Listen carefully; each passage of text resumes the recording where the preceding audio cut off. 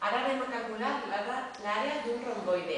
Recordeu-vos que el romboide té aquesta forma i té els costats i els angles iguals 2 a 2, és a dir, que aquests dos són iguals, aquests dos angles són iguals i els costats són 2 a 2 també iguals. Com s'obté l'àrea, que és el que volem saber? S'obté a partir de l'àrea d'un rectangle. Recordeu-vos que el rectangle té aquesta forma i l'àrea del romboide és la seva expressió algebraica és base per altura.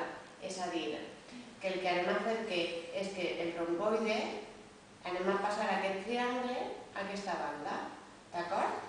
I ja ho hem mesurat i hem dit que l'altura té 18 centímetres i que aquesta base té 30 centímetres.